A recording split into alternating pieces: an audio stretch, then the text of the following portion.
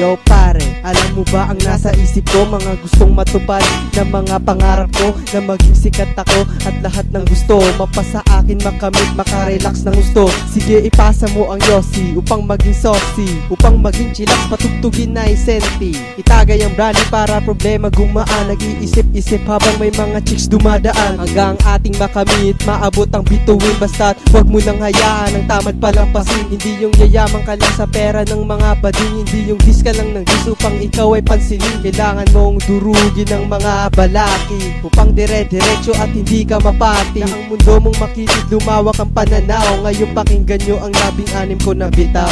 Bating panimula nitong likhang kata, ako na ang susunod sa isang nauna. Bili na ng Red Horse, tara inuman na habang naghihintay sa ibang katropa. Kwento muna bago ang tagay, habang ang lahat sa saya sumasabay. At tumawa lang nang walang humpay, pwede sumali ba walang malumbay. Sige tuloy-tuloy lang ang halakhak, sabayan pa ng mga pumapalakpak. Kami ayos lang kahit walang pupuntahan, inom lang kahit wala ng pulutan. Kami nagre-relax, puno ng serbesa, lahat nagsasaya dito sa mesa. Kasama ang mga tao na nakapaligid sa tinatahak naming kultura.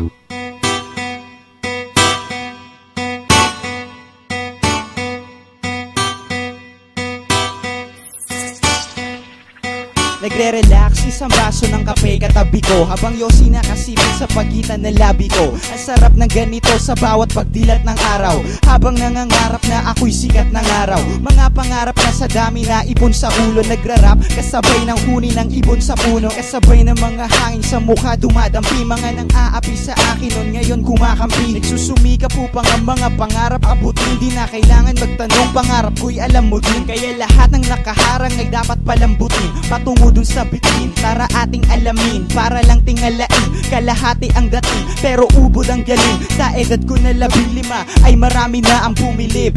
Kinukulong sarili, susulat sa silid, kung saan pinapalawak aking kapasidad. Di gaano importante sa akin ang publisidad, basta alam ko mga kanta ko'y di kalidad. Di katulad ng iba na sa iba bumaligtad.